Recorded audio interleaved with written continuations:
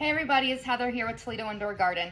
It's our favorite time of year, springtime. And it's time to start all of those seeds so that we can get our gardens looking great and strong the rest of the summer. What I'm gonna do today with you guys is something kind of simple. We're gonna start some seeds. We're gonna use a couple products that we have here in the store. This is the method that I have used for many, many years.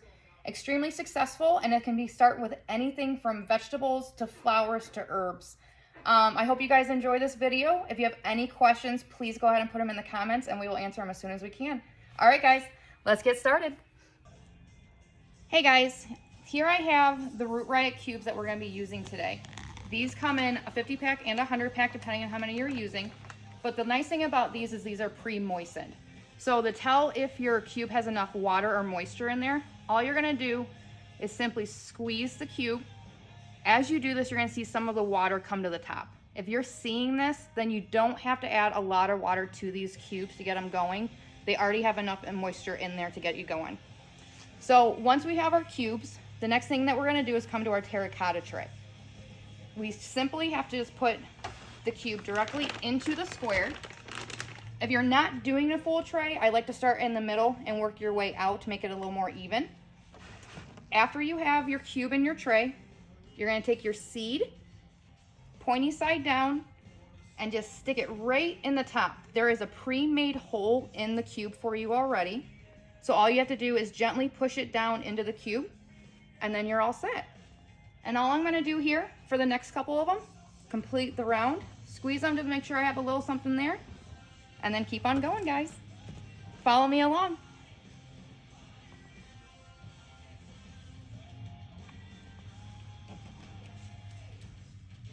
Holes right in the middle. Take your seed, and you're gonna stick it right in there and just gently push, guys.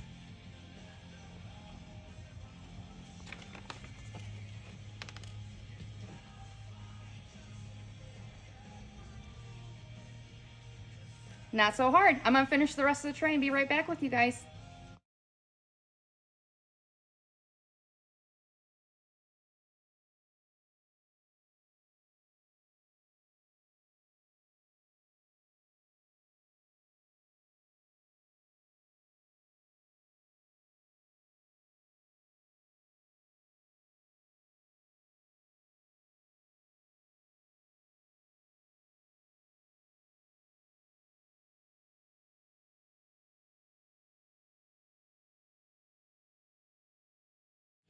Hey guys, we have our tray completely filled now with all of our Root Riot cubes. I did two different kinds of seeds, watermelon and honeydew. So I made sure that I had my plant labels also in place so I know what was going on and what was where. So the next thing that we want to do is we want to give these guys a little bit of water just to moisten them up slightly. I'm just going to take my spray bottle, which is already ready with pH 6.0 water. We're just going to spray the top of our cubes just to give them a little bit of moisture. This is gonna help have the humidity start producing in the beginning for us, which will help the seeds germinate. We will also spray the top lid of our dome so that this will also help with that humidity process. One of the nice things that we like to do with these terracotta trays is use these for these cubes because one of the most important parts is to have gap in between the bottom of your cube and your propagation tray. This allows for the water to warm up and then also produce that humidity that we're always looking for. All right guys, after you have all your cubes sprayed down with your water bottle, you also want to add a little bit of water to the bottom of your tray. The amount of water you want to add is going to be enough to basically fill the rivets in the bottom. You don't want it to be a whole lot of water.